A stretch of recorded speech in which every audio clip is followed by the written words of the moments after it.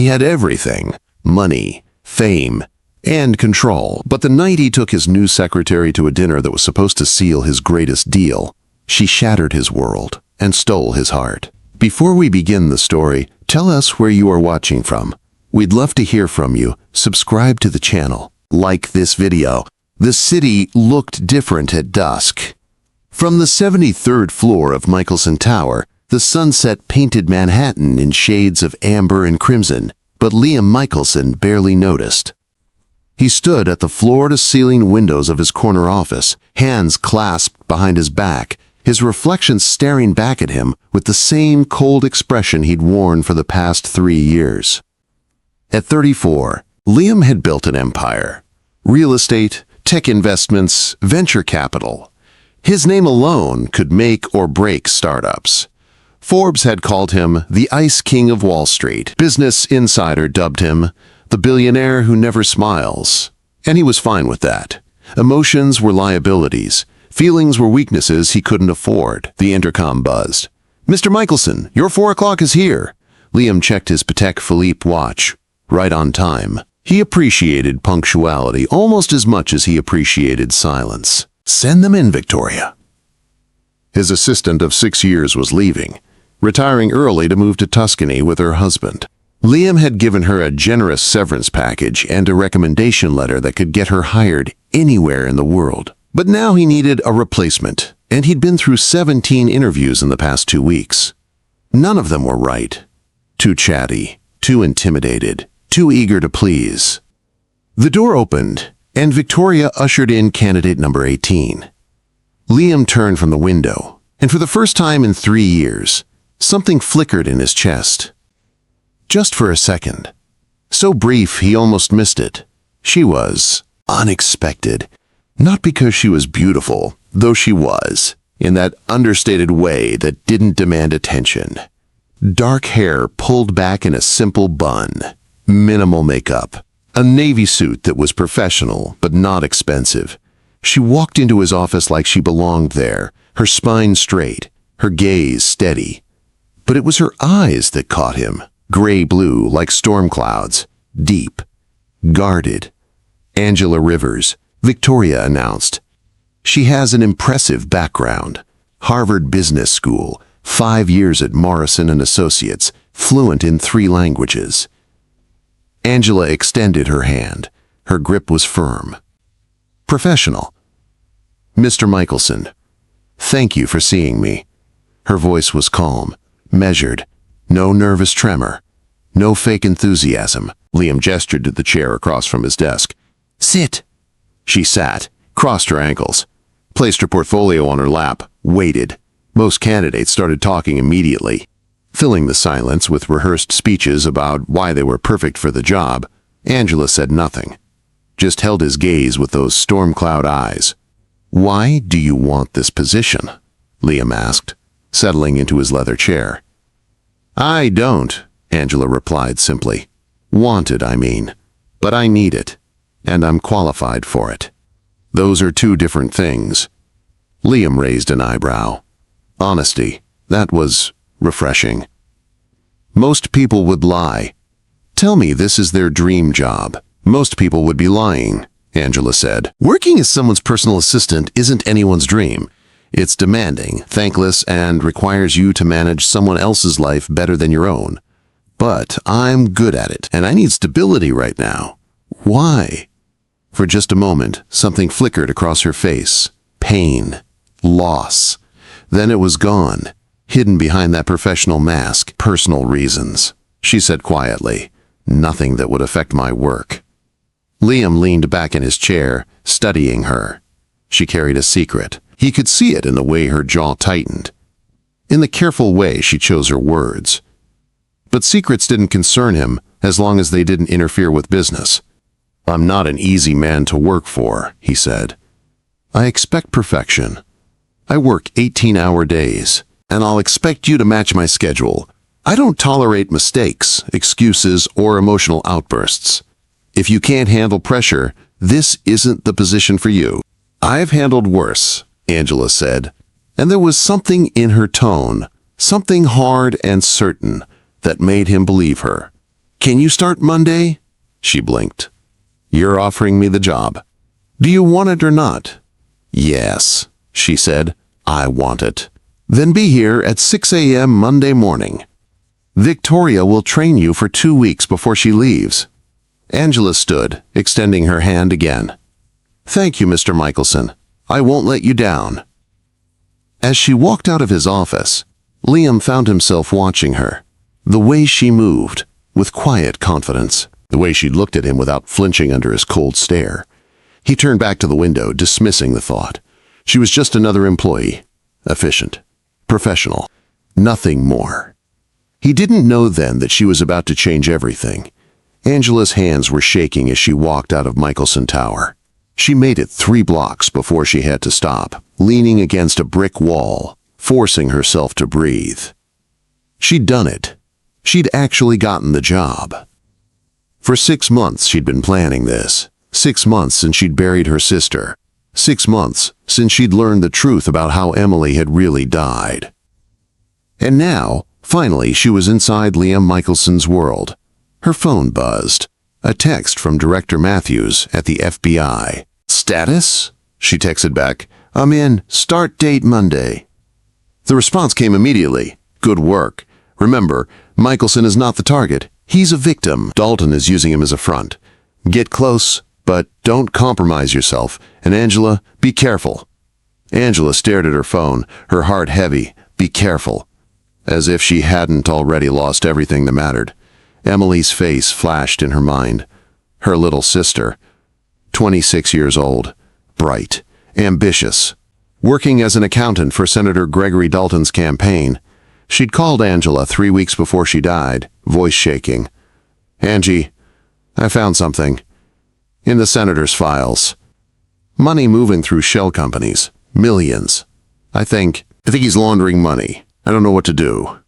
Go to the authorities, Angela had said. Emily, if this is real, you have to report it. I will, Emily had promised. I'm going to make copies of everything first, just in case. 2 days later, Emily was dead. Car accident, the police said. Lost control on a wet road. But Angela knew, deep in her bones she knew. Her sister had been murdered. And when the FBI approached her 6 months later, showing her evidence that Senator Dalton was connected to organized crime, that he was using legitimate businessmen like Liam Michelson to launder money through real estate deals, Angela had volunteered immediately. I'll get you the evidence you need, she'd told them. Whatever it takes. Now, standing on a New York street corner, Angela closed her eyes and made a silent promise to her sister.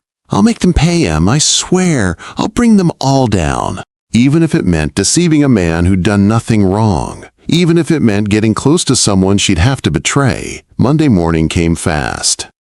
Angela arrived at Michelson Tower at 5:45, 15 minutes early. Victoria was already there, coffee brewing, files organized on the desk that would soon be Angela's. You're early, Victoria said approvingly. That's good. Mr. Michelson appreciates punctuality. What else does he appreciate? Angela asked, setting down her bag. Victoria smiled. It was a sad smile, though, like she was remembering something painful. Honesty, efficiency, silence when he needs to think.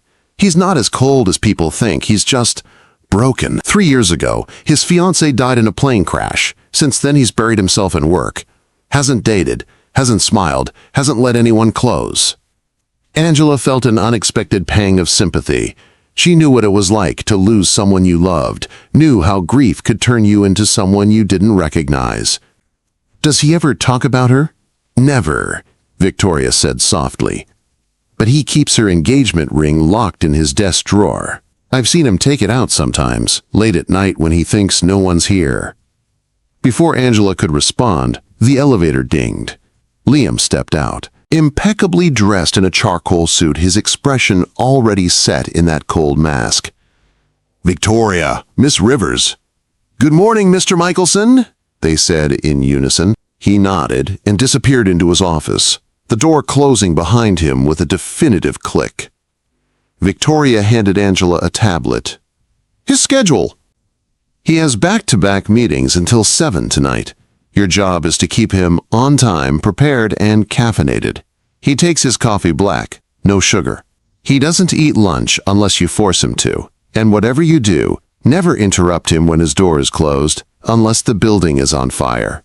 Angela nodded, absorbing every detail. She had to be perfect, had to be invisible, had to earn his trust.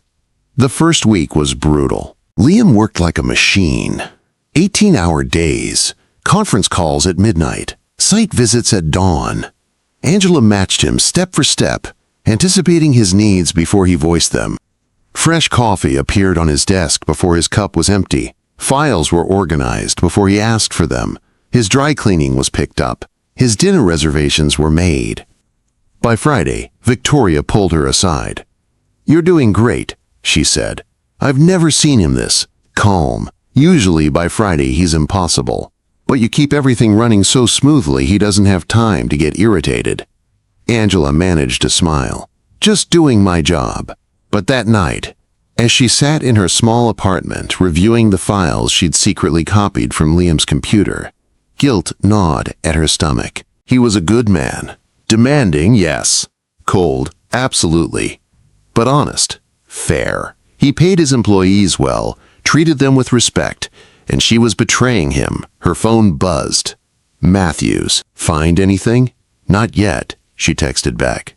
"But there's a meeting next week with Senator Dalton, some kind of real estate deal. I'll get details." "Good, stay close." Angela set down her phone and stared at the photo on her nightstand. Emily, laughing, arm around Angela's shoulders at her graduation. Before everything went dark, "I'm doing this for you," Angela whispered to the photo. "Just hold on a little longer." 2 weeks into the job, everything changed.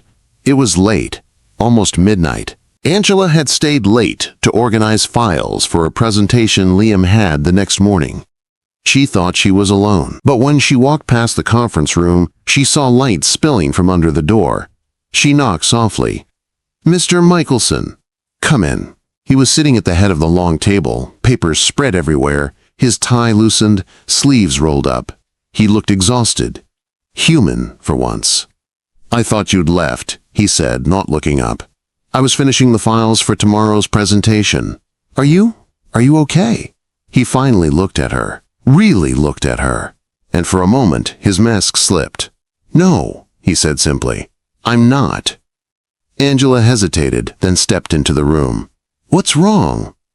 "The Morrison deal. There's an error in the contracts.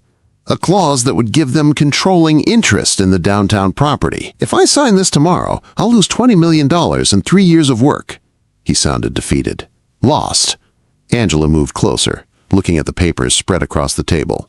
Her mind raced, analyzing the legalese, finding the problem.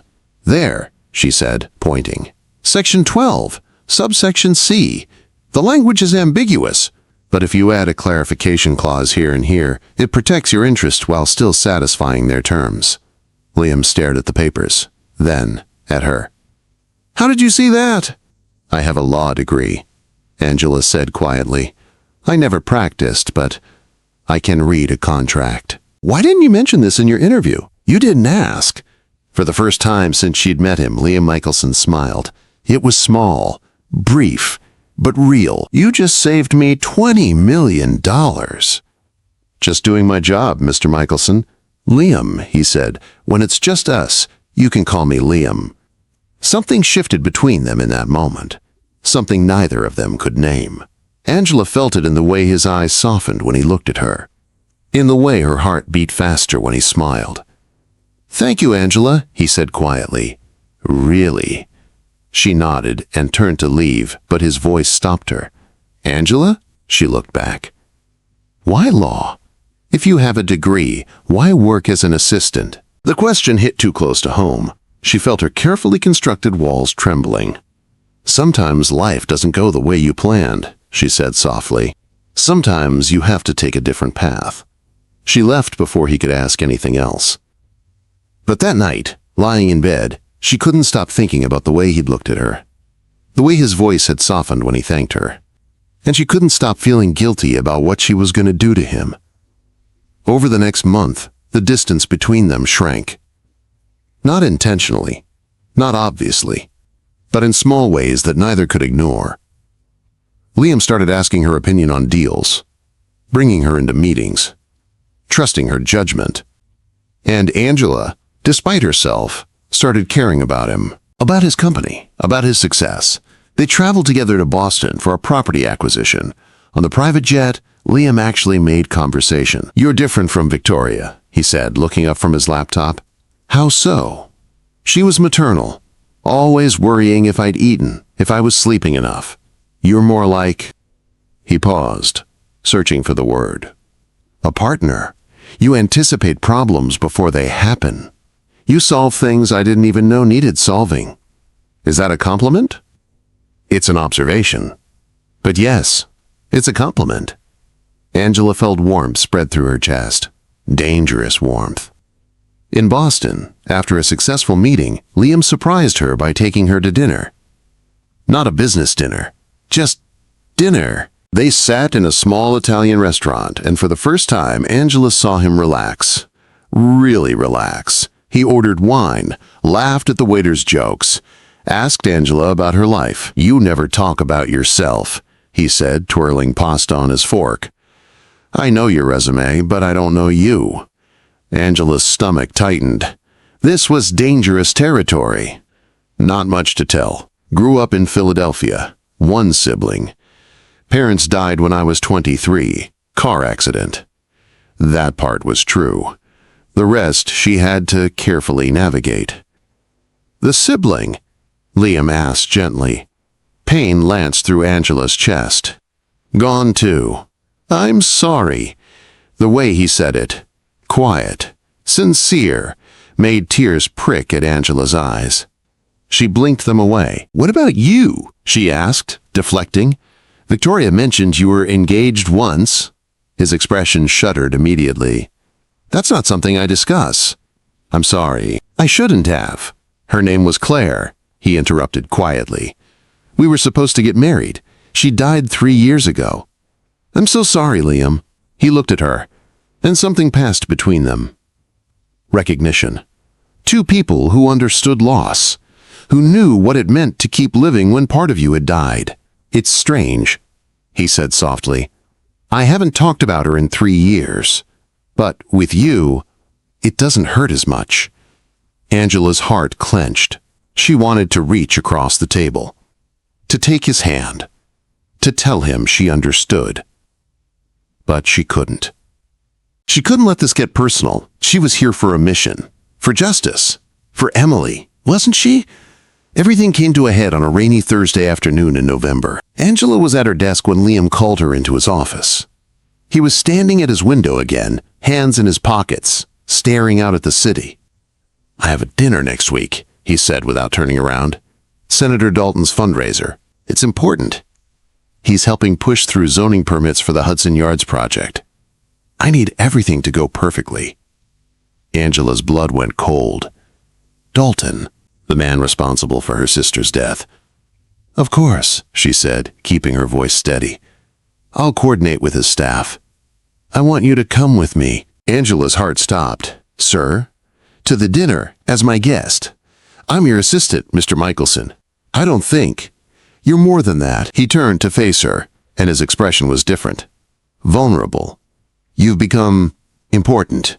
To the company. To me. These events are torture. Fake conversation. Political posturing. But if you're there, maybe it won't be so unbearable." Angela's mind raced. This was it.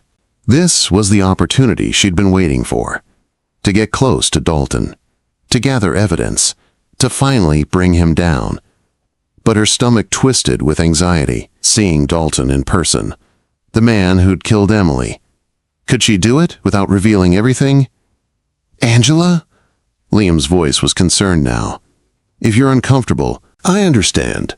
I shouldn't have asked." "No," she interrupted.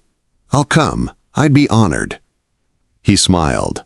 That rare, genuine smile that made her heart do things she couldn't afford. "Thank you. The dinner is next Friday. I'll have my stylist send over some dress options." "That's not necessary." "Angela." His voice was firm but kind. "Let me do this, please." She nodded, not trusting her voice. As she left his office, her hands were shaking. She went straight to the bathroom, locked herself in a stall, and tried to breathe through the panic attack. She was going to see him. Gregory Dalton. The man who'd murdered her sister and was now using Liam as an unwitting accomplice in his crimes. This was it. The moment she'd been preparing for. So why did she feel like she was about to lose everything? The week before, the dinner passed in a blur. Angela worked with the FBI, coordinating the plan. She'd wear a wire, get Dalton talking, get evidence of his connection to the money laundering scheme. And when the time was right, she'd expose everything.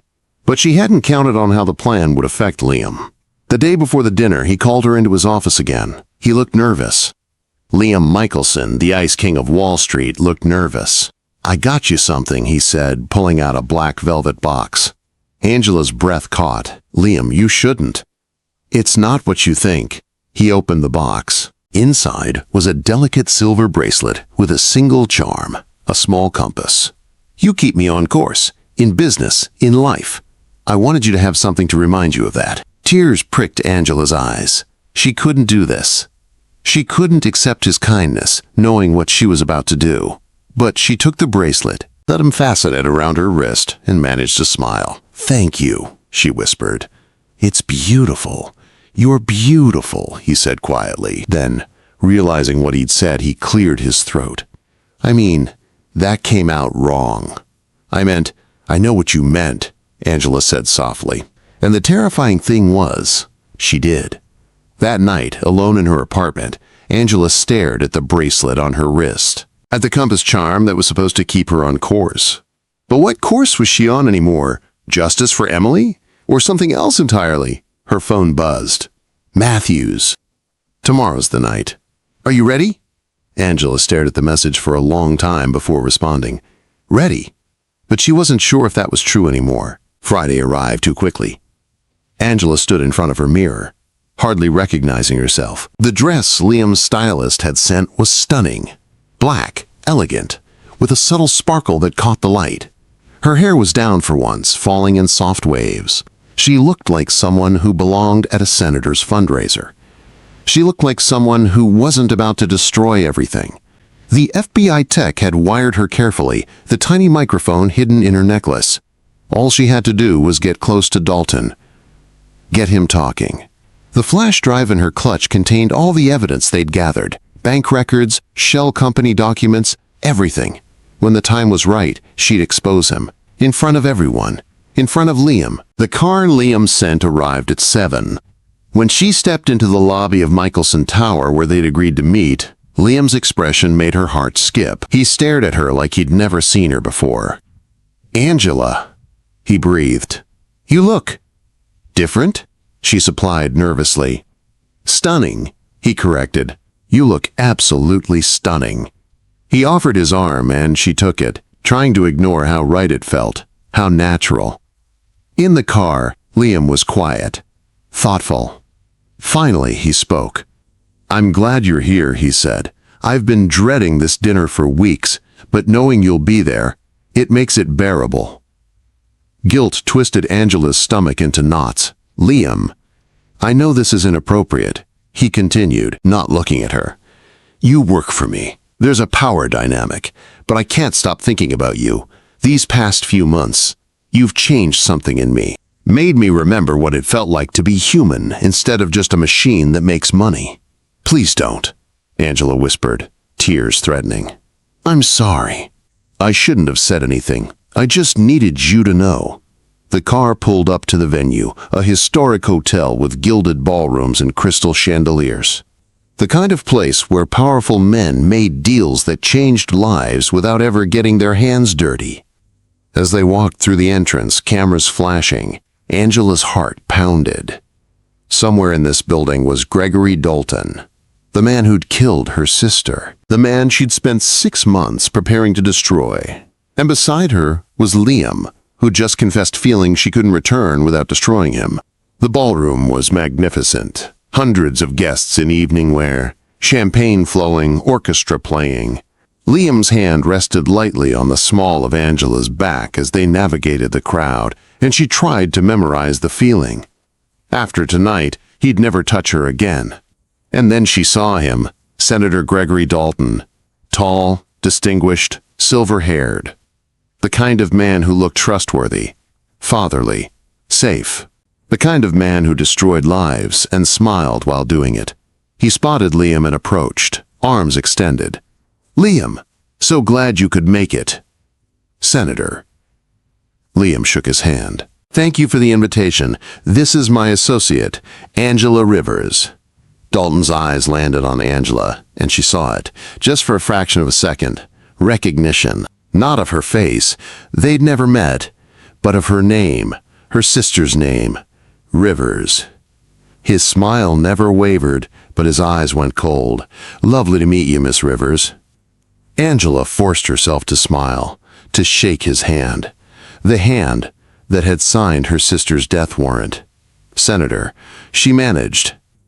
"Liam, we should talk about the Hudson Yards project," Dalton said, steering them toward a quieter corner. "I have wonderful news about the zoning permits." As Dalton talked business, Angela's mind raced. The FBI was listening. She needed to get him to say something incriminating, something they could use. But then she saw him, across the room, one of Dalton's security team, and she recognized him from the FBI files. He'd been there the night Emily died. He'd run her car off the road. Angela's vision blurred. Her hands started shaking. She couldn't breathe. "Excuse me," she managed, pulling away. "I need the restroom." She fled before Liam could respond, pushing through the crowd, desperate for air. In the bathroom, she gripped the sink, trying to calm down. This was it. This was the moment. She had the evidence. She had the wire. All she had to do was, the door opened. A woman entered, and Angela recognized her too, one of Dalton's staff members. The woman made eye contact with Angela in the mirror, and something passed between them. Warning. Angela's phone buzzed, a text from an unknown number. "I know who you are. Leave now or Michelson dies too." Her blood turned to ice. They knew. Somehow, Dalton's people knew. And now Liam was in danger. Angela's hands steadied. Her fear vanished, replaced by cold determination. Emily was gone. But Liam was still here. Still innocent, still good. And she'd be damned if she'd let Dalton take one more person she cared about. She pulled the flash drive from her clutch, slipped it into her bra, and walked back into the ballroom with her head held high. Liam was standing with Dalton and several other businessmen when Angela returned. She caught his eye, and he excused himself immediately, coming to her side. "Are you all right? You look pale." "I need to tell you something," she said quietly. "But not here. Can we?" A waiter approached their table with champagne, and as he set down the glasses, he palmed something onto the table beside Liam's plate. A flash drive. Angela's heart stopped. That wasn't her flash drive. That was Dalton's. A plant. She grabbed Liam's arm. "Don't touch that." "What?" "The flash drive. It's a setup. Dalton is..." But Dalton was already approaching the stage, tapping his champagne glass for attention. "Ladies and gentlemen, thank you all for coming tonight. Before we continue, I'd like to recognize some special guests." Angela's mind raced. She had seconds to decide. Expose Dalton now and risk Liam getting caught in the crossfire, or stay silent and let a murderer go free. She thought of Emily, of her sister's bright smile, of the promise she'd made. She thought of Liam, of his gentle kindness, of the way he'd made her feel human again. And she made her choice. Angela walked toward the stage. Liam grabbed her arm, confused, but she pulled free.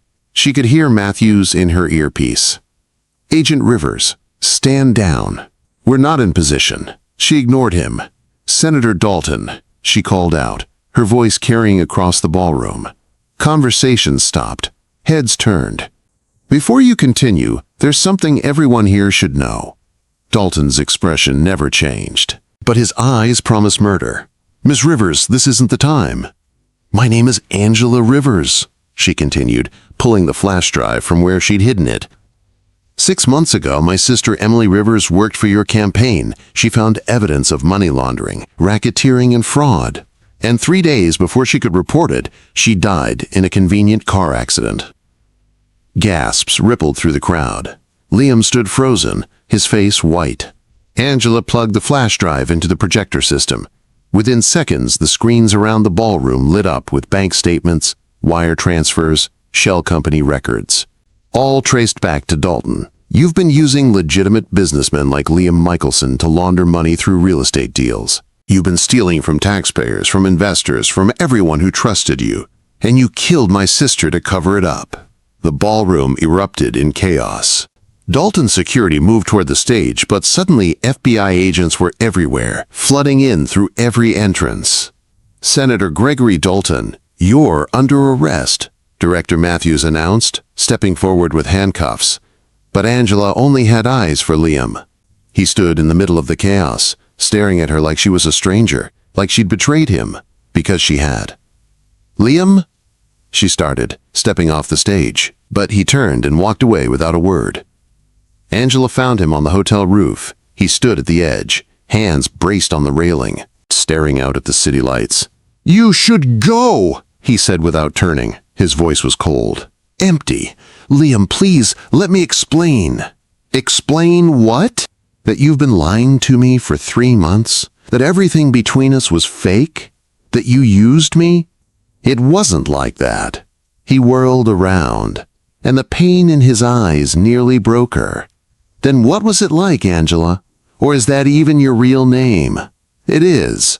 And yes, I was sent to investigate your connection to Dalton. But Liam, you have to understand, you were never the target. Dalton was using you. That flash drive his waiter planted? It was designed to frame you for money laundering. If I hadn't exposed him tonight, you would have been arrested. You would have lost everything. So I should thank you?" His laugh was bitter. "You humiliated me in front of the world. My reputation, my business." "We'll be fine," Angela interrupted. "Better than fine. The FBI cleared you of any wrongdoing. You're a victim in this, Liam. The media will see that." "I don't care about the media," his voice cracked. "I care that I trusted you. I opened up to you. I told you things I haven't told anyone in 3 years. And it was all part of your investigation?" "No." Tears streamed down Angela's face now. "God, no. Liam, nothing I felt for you was fake. I tried to stay professional. I tried to keep my distance. But you made me feel alive again. You made me remember what it was like to want something beyond revenge. Then, why didn't you tell me the truth?" "Because I was terrified." Angela's voice broke. "Terrified that if you knew, you'd see me the way you're seeing me right now. Like I'm someone who betrayed you. But I didn't, Liam. I saved you. That flash drive would have destroyed your life." He stared at her for a long moment. Then he shook his head. "I can't do this right now. I can't. I need time." He walked past her toward the elevator, and Angela felt her heart shatter. "Liam, wait, please." He stopped but didn't turn around. "My sister's name was Emily," Angela said quietly. "She was 26 years old. She was brilliant and kind, and she wanted to change the world. Dalton killed her because she found out the truth, and I couldn't save her. But I could save you, and I'd do it again, even if it means you hate me forever." The elevator doors opened. Liam stepped inside. "I don't hate you," he said softly. "That's the problem." The doors closed, and Angela sank to her knees, finally letting herself break. 3 weeks passed. The longest 3 weeks of Angela's life. Dalton was in federal custody, along with 6 members of his organization. The evidence Angela had gathered was airtight. Her sister's murder was being reinvestigated. Justice, finally, was being served. But the victory felt hollow. Liam had disappeared. His lawyers handled the FBI interviews. His public relations team managed the media circus. But Liam himself? Angela hadn't seen him since that night on the roof. She'd resigned from Michelson Industries, packed up her desk, left the key card and the company phone, but she'd kept the bracelet with the compass charm. She couldn't bring herself to return it. Director Matthews had offered her a position with the FBI, a chance to continue her sister's work, fighting corruption. It was everything she thought she wanted. So why did it feel like she'd lost everything that mattered? She was in her apartment, packing boxes, when her doorbell rang. Through the peephole, she saw him. Liam. She opened the door with shaking hands. He looked tired, like he hadn't been sleeping. But those cold walls he usually kept up were gone, leaving him raw and vulnerable. "Can I come in?" he asked quietly. She stepped aside. They stood in her tiny living room, the silence heavy between them. Finally, Liam spoke. "I've been angry at you for 3 weeks," he said. "Furious, hurt, betrayed.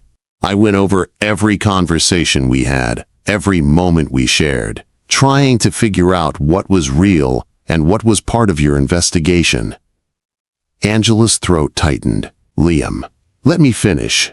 He took a breath, and then the FBI showed me the security footage from that night, the text you received, the threat against my life, and I realized something. He stepped closer, his eyes intense. "You risked everything to save me, your investigation, your cover, maybe even your life. When you walked onto that stage, you didn't know if Dalton's people would shoot you, but you did it anyway." Tears blurred Angela's vision. "I couldn't let him hurt you." "Why?" Liam's voice was barely a whisper now. "Why did you risk everything for me?" "Because," Angela's voice broke. "Because somewhere between organizing your schedule and fixing your contracts, between late-night meetings and shared silences, I fell in love with you. And I know I have no right to say that. I know I lied to you, used you. You saved my life," Liam interrupted. "The FBI showed me everything. That flash drive Dalton planted would have sent me to prison for 20 years. You threw away your entire investigation to protect me." He reached out, cupping her face gently. His thumb brushed away her tears. "I've been trying to hate you for 3 weeks, trying to convince myself that everything between us was manipulation. But I can't, because I know the truth." "What truth?" Angela whispered. "That you see me. Not my money, not my reputation, not the cold businessman everyone else sees. You see the man who still grieves his fiancée, who works himself to exhaustion to avoid feeling anything, who's been terrified to let anyone close because he can't survive another loss." His voice cracked, and now his eyes were wet too. "And despite everything, despite the lies, the investigation, the betrayal, I still love you. I've loved you since that night you saved my $20 million deal, maybe even before that." "Liam," Angela's hands came up to cover his. "I don't deserve. Neither of us deserves this," he said. "I don't deserve your love after the way I treated you on that roof. You don't deserve mine after everything you've been through. But maybe that's not the point. Maybe the point is that we found each other in the middle of all this darkness, and we have a choice." "What choice?" "To walk away and stay broken, or to try to heal together." Angela closed her eyes, fresh tears spilling over. "I'm scared." "So am I." Liam's forehead rested against hers. "But I'm more scared of spending the rest of my life wondering what we could have been." "I've done terrible things," Angela whispered. "Used people. Lied. I became someone I don't recognize because I was so focused on revenge. And I became someone who stopped living because I was afraid to feel anything," Liam said. "We're both broken, Angela. But maybe our broken pieces fit together." She opened her eyes, meeting his gaze. In those dark depths she saw understanding, forgiveness, hope. "I love you," she said clearly. "Not the billionaire, not my target. You. The man who keeps his late fiancée's ring in his desk drawer, who pretends he doesn't care but sends generous Christmas bonuses, who works until midnight because he's afraid of the silence." "I love you," Liam replied. "The woman who carries her sister's photo everywhere, who turned grief into purpose, who risked her life to save a man who'd been nothing but cold to her for months." They kissed then, soft, tentative, like two people learning how to be vulnerable again. When they pulled apart, Liam's voice was rough. "I don't know how to do this, how to trust again, how to open up." "Neither do I," Angela admitted. "But maybe we figure it out together?" "Together," he agreed, Then, with a small smile, that rare, genuine smile she loved, he added, "Does this mean you'll come back to work for me?" Angela laughed through her tears. Absolutely not. The power dynamic was already questionable. Now it would be impossible. Fair point? His thumb traced her cheekbone. What will you do? The FBI offered me a position, continuing Emily's work, fighting corruption. Something flickered in Liam's eyes. Pride. You'd be amazing at that. You wouldn't mind?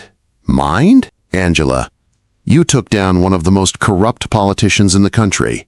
You honored your sister's memory and saved countless lives. How could I be anything but proud? Fresh tears welled up. I don't deserve you. Yes, you do, Liam said firmly, and I'll spend however long it takes proving that to you. The next few months weren't easy. Healing never is. Angela took the FBI position.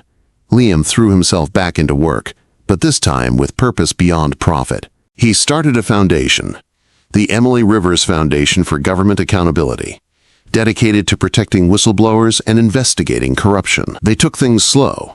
Coffee dates, walks in Central Park, learning each other without missions or investigations or corporate hierarchies between them. Angela told him about Emily, really told him. Every memory, every regret, every moment of joy they'd shared.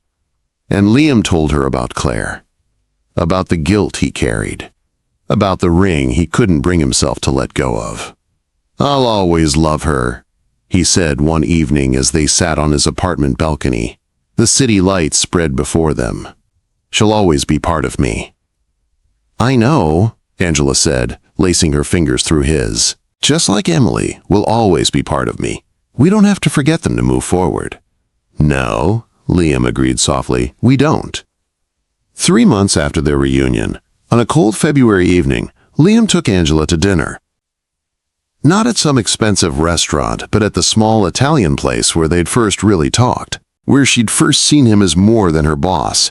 Over pasta and wine, he told her about the foundation's first major case, exposing a state senator's embezzlement scheme. We're making a difference, he said, eyes bright. Real change. Emily would be proud. She would. Angela agreed, her throat tight. Thank you for doing this. I'm not doing it for thanks, Liam said. I'm doing it because it's right.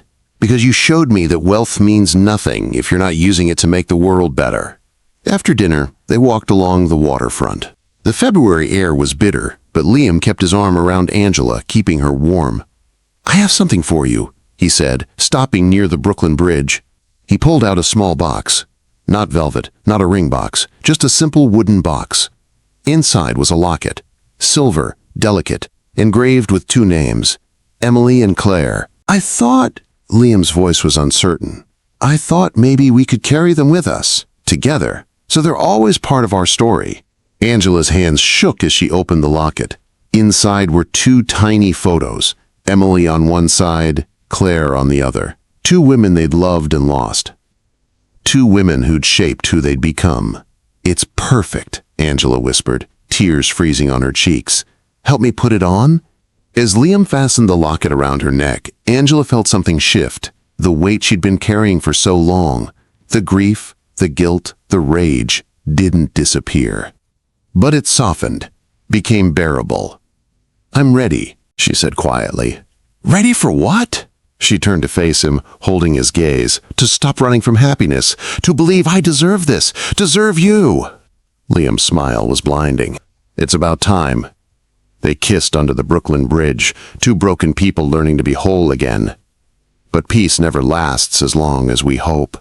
4 months later, Angela was working late at the FBI field office when Matthews called her into his office.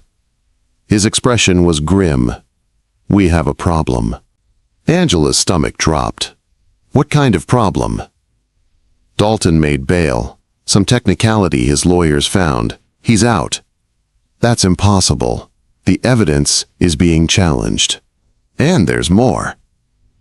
Matthews slid a folder across his desk. Someone's been following you and Michelson. Professional surveillance. We don't know who hired them, but given the timing. Angela's blood ran cold. She grabbed her phone, dialing Liam immediately. It went to voicemail. She tried again. Nothing. "Where is he?" Matthews demanded. "He had a site inspection tonight." The Hudson Yards property. The property that had started this whole mess. The deal with Dalton. Angela was already running for the door. The construction site was dark, abandoned for the night. But Liam's car was in the lot, and the gate was open. Angela moved through the shadows, her FBI training kicking in. She could hear voices. One she recognized instantly. Dalton. She crept closer, staying low, and saw them on the third floor of the unfinished building. Liam, hands zip-tied behind his back. Dalton, holding a gun. Two of his men flanking him. "You cost me everything, Michelson," Dalton was saying. "My career, my freedom, my reputation." "You did that to yourself," Liam said calmly. But Angela could hear the fear beneath his composure. "I was just the convenient scapegoat. And that little assistant of yours? Where is she now? Hiding? Running?" "Safe from you," Liam said. "That's all that matters." Dalton laughed. "Touching. Really, young love. But here's the thing. I'm not going to prison. My lawyers will get the charges dismissed. But first, I need to send a message about what happens to people who cross me." He raised the gun. Angela didn't think. She just moved. "FBI! Drop the weapon!" Dalton spun, firing. Angela dove behind a concrete pillar as bullets sprayed around her. She returned fire, hitting one of Dalton's men in the shoulder. "Angela, run!" Liam shouted. But she wouldn't, couldn't. Not again. She'd lost Emily. She wouldn't lose Liam too. Backup sirens wailed in the distance. Matthews must have tracked her phone, but they'd be minutes away. Seconds mattered. Dalton grabbed Liam, pressing the gun to his temple. "Drop your weapon or he dies." Angela's hand steadied. Her training cleared her mind. She had one shot. Literally. "You're going to prison either way," she said calmly. "But if you kill him, it's murder one. Death penalty." "Is that really how you want this to end?" "I'd rather die than rot in a cell," Dalton snarled. "Then let him go and face me," Angela challenged. "This is about revenge, right? Emily was my sister. I'm the one who destroyed you. Let Liam go, and you and I settle this." "Angela, no," Liam started. "Shut up," Dalton snapped. Then, to Angela, "You think you're brave. You think you're a hero. I think I'm someone who has nothing left to lose," Angela said, "and that makes me dangerous." For a moment, time seemed to freeze. Then Dalton shoved Liam away and aimed at Angela. She fired. The shot echoed through the construction site. Dalton fell, clutching his leg. His gun clattered away. Angela kept her weapon trained on him as she moved forward, kicking his gun away. "It's over." FBI agents swarmed in, securing the scene. Matthews cut Liam's zip ties, and he immediately ran to Angela, pulling her into his arms. "You saved me," he breathed into her hair. "Again." "Always," Angela whispered back. "I'll always save you." The aftermath was messier this time. Dalton was charged with attempted murder, kidnapping, and a dozen other crimes. His lawyers couldn't work miracles against that evidence. But the incident left scars. Liam had nightmares. Angela jumped at sudden noises. They both struggled with the reality that their past would always be dangerous. One night, 2 weeks after the incident, Liam found Angela on his balcony, staring at the city. "You're thinking about leaving," he said quietly. She didn't deny it. "My work puts you in danger. As long as I'm investigating corrupt politicians and organized crime, I'm a target. Which makes you a target. So we hide, run, let them win?" "I don't know." Angela's voice cracked. "I love my work. I love honoring Emily's memory. But I love you more. And the thought of you getting hurt because of me. Stop."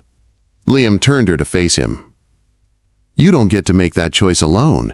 This is our life, our future. We decide together. What if I can't do both? What if I have to choose between my career and you? Then we figure it out," Liam said firmly. Maybe you take a desk job at the FBI. Maybe I hire personal security. Maybe we move somewhere quieter. I don't care, Angela, as long as we're together. You'd really leave New York? Your company? I'd leave everything for you, he said simply. Because you're not just the woman I love. You're my partner, my equal, the person who makes me want to be better every single day. Angela's tears fell freely now. I'm scared of losing you. I know. I'm scared too. His hands cupped her face. But fear can't be what drives our decisions. We can't let Dalton or anyone else control our lives. We take precautions. We're smart, but we don't give up everything we've built. When did you get so wise? Angela managed a watery smile. I had a good teacher, Liam said, brushing away her tears. A stubborn, brilliant, infuriating woman who taught me that some things are worth fighting for. She kissed him then, pouring everything into it, her fear, her love, her hope. When they pulled apart, she said, I'll talk to Matthews. See about transitioning to training new agents instead of field work. I can still make a difference without being in danger constantly. And I'll hire the best security team money can buy, Liam added. Plus, I've been thinking about expanding the foundation's work. Maybe I could use my connections to help from the business side, rather than just funding investigations. Partners? Angela asked. In everything, Liam confirmed. 6 months later, everything had changed and nothing had changed. Angela had transitioned to a training role at the FBI, mentoring new agents and developing curriculum on corruption investigations. Liam had expanded the Emily Rivers Foundation, using his business network to expose corporate fraud and political corruption. They'd moved into a penthouse together, with state-of-the-art security, much to Angela's relief. They adopted a dog, a rescue named Hope. They hosted dinners for friends, took weekend trips, learned to exist in normalcy, but the past never fully let go. Angela still wore the locket with Emily and Claire's photos. Liam still kept Claire's engagement ring, though now it was in a memory box alongside photos and letters. Honored, but no longer hidden. On a crisp October evening, Liam took Angela to the rooftop of Michelson Tower, the same building where this had all started, where he'd first hired her, where she'd first started falling for him. The sun was setting, painting the city in gold and crimson, just like that first day. Do you remember the first time we met? Liam asked, standing at the railing. Of course. You asked me why I wanted the job. I told you I didn't want it. I needed it. You were honest. Brutally honest. I'd never had anyone talk to me like that. He turned to face her. You've always been honest with me, even when it was hard, even when you knew it might push me away. Liam, what's this about? He pulled out a small box. Not wood this time. Velvet. Dark blue. Angela's breath caught. I've been thinking about this for months, Liam said, opening the box. Inside was a ring, simple, elegant, with a single diamond surrounded by smaller sapphires. I had it custom made. The sapphires are Emily's birthstone. And the diamond. He paused, voice thick with emotion. The diamond is from Claire's engagement ring. I had it reset. Tears streamed down Angela's face. Liam, they're both part of our story, he continued. Part of who we are. And I wanted them to be part of our future too. If you'll have me. He dropped to one knee and Angela's hands flew to her mouth. Angela Rivers, you walked into my life pretending to be my secretary, but you became my salvation. You taught me how to feel again, how to live again, how to love again. You're the bravest, most compassionate, most infuriating woman I've ever known. And I want to spend the rest of my life making you happy. Will you marry me? Yes, Angela sobbed. Yes, yes, 1,000 times yes. He slipped the ring onto her finger, then stood, lifting her off her feet and spinning her around. When he set her down, they were both laughing and crying. I love you, Angela said, kissing him. I love you so much. I love you too, Liam replied. My beautiful, complicated, perfect partner. As the sun set over New York City, two broken people stood together, finally whole. The foundation gala was in full swing. The Emily Rivers Foundation had grown beyond anyone's expectations, funding dozens of investigations and protecting countless whistleblowers. Angela stood at the podium in an elegant gown, her wedding ring catching the light. Liam sat in the front row, smiling up at his wife with undisguised pride. 1 year ago, Angela began, her voice steady, I stood in a room not unlike this one and exposed a corrupt senator who'd murdered my sister. It was the hardest thing I'd ever done.